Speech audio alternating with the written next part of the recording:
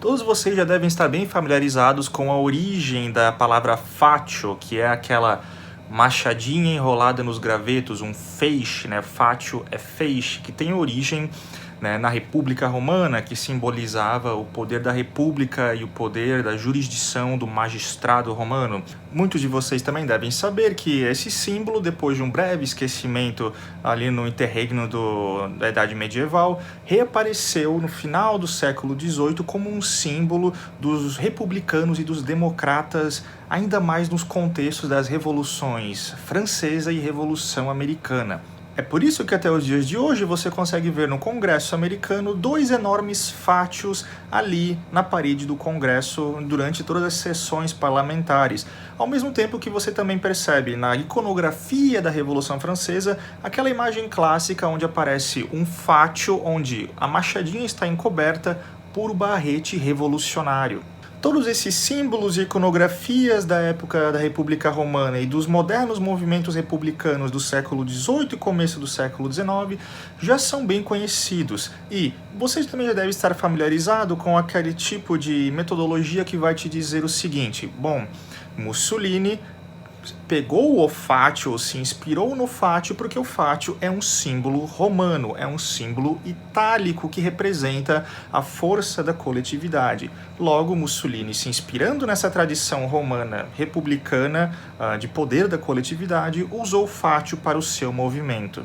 Mas aqueles que estão te ensinando a história do fascismo com base nisso estão errados. Eles estão omitindo, a grande maioria por ignorância, de um elemento essencial no qual liga Mussolini com a imagem do fátio. Sem esse elemento de coligação entre Mussolini e o fátio, não faz sentido dizer que Mussolini se inspirou apenas no poder da República Romana, o que é falso. E qual é esse elemento? Bem, ele é o sindicalismo revolucionário. Veja bem, o sindicalismo é aquele movimento de trabalhadores que se juntaram numa união, né, de forças nos sindicatos a partir da segunda metade do século XIX para fazer frente ao poder do capitalista, para fazer valer seus direitos de trabalhadores, para se unirem numa única força organizada. E na Itália isso não foi diferente. Principalmente na segunda metade do século XIX, o movimento sindicalista italiano cresceu muito e se tornou muito poderoso e muito influente. Foi o movimento sindicalista, numa ala esquerdista revolucionária que surgiu também dentro do Partido Socialista Italiano, que começou a se utilizar da figura, da iconografia do fátio para simbolizar o poder da coletividade, da força trabalhadora, do proletariado, como diz o historiador Emílio Gentili. Então vamos começar esclarecendo que o adjetivo fascista não é derivado do substantivo fascismo, mas o precedeu, originando-se do substantivo fatio. Na linguagem política italiana, o termo fatio foi frequentemente usado no século XIX como sinônimo de associação na esquerda republicana e popular. Havia os fatio operai, fátio dos operários, no norte da Itália, e os fati dei lavoratori, fátio dos trabalhadores na Sicília no final do século XIX. E parece que o adjetivo fascista foi usado pela primeira vez em referência a estes últimos e sua agitação por volta de 1893. Você vê a ideia moderna de fatio ou fascismo como um movimento político organizado surgiu antes de Mussolini, surgiu no seio do sindicalismo e da esquerda radical italiana como uma simbologia do poder da classe trabalhadora unida para um fim objetivo em comum. Vejam bem, o motivo pelo qual o feixe, o fátio, se tornou uma iconografia, um símbolo muito útil à esquerda revolucionária, ao sindicalismo revolucionário italiano, foi porque a própria imagem do fátio já remete à figura dos feixes segurando toda a coletividade de gravetos que possibilita que a força da machadinha seja executada. Ou seja, a união faz a força. E um sindicato é uma reunião de trabalhadores para a execução de um fim comum, ou seja, eles se unem fazendo a força organizada para atingir o fim comum da classe trabalhadora. E, portanto, já naquela época, antes mesmo de Mussolini ser relevante em qualquer sentido, um grupo de sindicatos, ou muitos sindicatos, ou uma corporação de sindicatos, já eram popularmente chamados de FATI, que é Fatio no plural. Esse FATI, esses muitos sindicatos coligados conjuntamente, na teoria sindicalista revolucionária, daria a possibilidade de se formar um novo tipo de agregado social que eles percebiam como sendo uma democracia dos trabalhadores, como diz o historiador David D. Roberts. A nova ordem social seria uma rede de sindicatos, mas eles nunca explicaram a mecânica das relações organizacionais na sociedade futura. Ainda assim, as imagens do futuro dos sindicalistas revelam as frustrações e aspirações que fizeram desses italianos, em particular, oponentes radicais da ordem atual.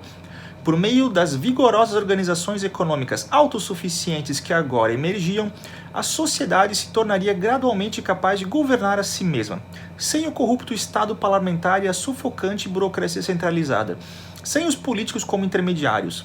A esfera política convencional desapareceria completamente, substituída por uma democracia direta dos produtores, no qual a participação política seria mais constante e imediata do que sob o sistema do sufrágio liberal. A ideia sindicalista revolucionária de criar uma sociedade anárquica, onde seria uma coligação de sindicatos, onde a classe trabalhadora poderia se organizar espontaneamente, foi muito difundida na esquerda revolucionária, tanto no sindicalismo quanto no Partido Socialista Italiano. Tanto que muitos sindicalistas revolucionários e socialistas, que mais tarde se tornaram importantes teóricos do regime fascista de Benito Mussolini, como por exemplo Angelo Oliviero Olivetti e Sérgio Panunzio, já haviam fundado movimentos cujo nome se eram intitulados Fatio, antes mesmo de Mussolini ter sequer saído do Partido Socialista Italiano, como novamente diz o historiador David D. Roberts. Em outubro de 1910, Olivetti começou a publicar uma nova série de Pagina Liberi, que se tornou o porta-voz do novo grupo que alguns dos sindicalistas rapidamente formaram para promover a intervenção, o Fatio Rivoluzionario di Azione Internazionalista. Embora os sindicalistas predominassem, o Fatio reuniu uma variedade de intervencionistas de esquerda. Assim, não apenas consumou a reunificação da corrente sindicalista, mas também apontou para além, em direção ao reagrupamento mais amplo dos revolucionários que alguns dos sindicalistas haviam defendido antes da guerra. Em 5 de outubro, a organização emitiu seu manifesto, convocando os trabalhadores para apoiar a intervenção e enfatizando que uma vitória alemã comprometeria seriamente as perspectivas do socialismo europeu. Por exemplo, naquela época era muito comum cada cidade ou cada comuna, como eles chamam os municípios na Itália, terem o seu próprio Fatio, que ou seja, era uma organização sindical centralizada onde todos os trabalhadores daquela comuna poderiam se organizar ou encontrar apoio comum. Como o próprio Sérgio Panunzio, que se tornou um dos maiores teóricos do fascismo, acabou se tornando o líder do Fatio da cidade de Ferrara, como novamente diz o historiador David D. Roberts. Agora o movimento intervencionista reunia sindicalistas como Sérgio Panunzio, que lecionava em Ferrara, e setores mais amplos de jovens idealistas e não proletários, como Ítalo Balbo. Panunzio dirigiu o Fatio local, que de Ambris viera de Milão para ajudar a organizar em janeiro de 1915. De acordo com o influente publicitário fascista Nello Quilici, o Fatio e os sindicalistas intervencionistas atraíam os jovens politicamente mais sensíveis das universidades e das profissões liberais em Ferrara. Agora, finalmente, os sindicalistas estavam encontrando um novo eleitorado. Agora, Benito Mussolini, embora ele não tenha participado tão ativamente dos círculos de sindicalistas revolucionários, ele era muito ligado a pensadores sindicalistas como o próprio Angelo Oliviero Olivetti, que eu citei, porque, sendo um homem de esquerda, sendo um dos maiores socialistas da Itália da época, Mussolini tinha contato com todas as alas revolucionárias da esquerda da época. O historiador Renzo De Felice, que foi o maior biógrafo de Mussolini, relata essa amizade entre Benito Mussolini e Angelo Oliviero Olivetti, que, por sinal, era judeu. Diz Renzo De Felice. Finalmente, também não devemos esquecer a influência que as posições de Pagina Liberi e, sobretudo, de Angelo Olivetti continuaram a ter sobre Mussolini, apesar de sua condenação no movimento sindicalista. Assim, podemos afirmar sem medo de errar que, ao mesmo tempo que condenava a involução que o sindicalismo revolucionário havia sofrido como movimento organizado, Mussolini manteve-se de fato fiel à sua adesão primitiva ao sindicalismo teórico. tornando-se o primeiro suporte ideológico de toda a sua visão de mundo. Uma concepção em que se fundiam e confundiam alguns motivos ideais e práticos mais vívidos que então agitavam o socialismo italiano, amalgamados por uma carga altamente pessoal. Quando Mussolini é expulso do Partido Socialista Italiano por ousar defender que a Itália deveria entrar em guerra e não se manter numa atitude pacifista como ordenado pela Segunda Internacional, ele começou a procurar formas de fazer um novo tipo de movimento e também, como todos os outros que circulavam aquela onda sindicalista e da esquerda italiana, ele também se firmou no nome Faccio para o seu movimento. Mas antes de realmente fundar o fascismo como nós o conhecemos hoje em dia, Mussolini acabou eivando por alguns movimentos também denominados de Faccio, como diz essa passagem aqui. Mussolini voltou a falar do movimento fascista após o fim da guerra, quando, para retomar um papel político ativo, lançou a ideia de formar o Faccio della Costituente.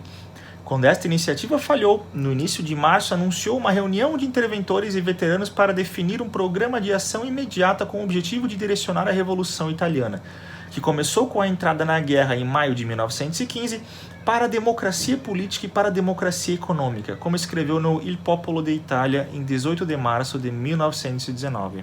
Deve-se lembrar que quando Mussolini usa o termo democracia política e democracia econômica, ele está se referindo àquela ideia sindicalista de democracia, no qual a nova sociedade seria um bando de sindicatos ou corporações de sindicatos coligadas umas às outras para dar força à coletividade da massa trabalhadora.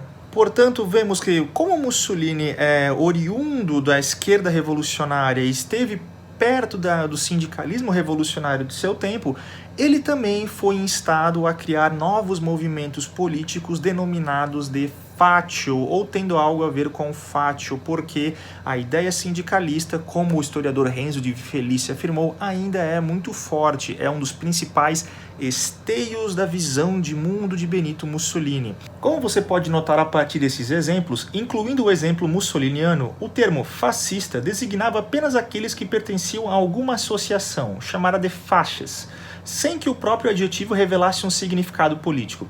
Então, com o nascimento do Faccio di Combattimento, delineou-se um programa político que qualificou como fascista um movimento orientado para a realização da democracia política e da democracia econômica.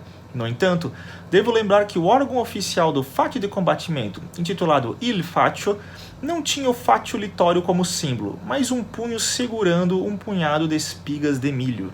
Essas origens revolucionárias e sindicalistas do termo Faccio, que depois virou o político fascismo, foi relembrado e reconhecido pelo próprio Benito Mussolini quando, décadas depois, já sendo o Il Duce del Fascismo, ele escreveu a entrada fascismo no dicionário de política oficial do próprio Partido Nacional Fascista. Eis o que ele escreveu. Reformismo, revolucionismo, centrismo e até os ecos desta terminologia se extinguem, enquanto no grande rio do fascismo encontrareis os fios que partiram de George Sorel, Charles Peguy, Humbert Lagardelle do movimento socialista e do grupo de sindicalistas italianos que, entre 1900 e 1914, introduziram uma nota de novidade no meio sindicalista italiano com publicações como Pagina Libera de Olivetti, La Lupa de Paolo Orano e Il Divenire Sociale de Enrico Leone. Agora vocês podem ver aquele salto, aquela lacuna que eu falei que muitos historiadores e influencers omitem, deixam de te contar.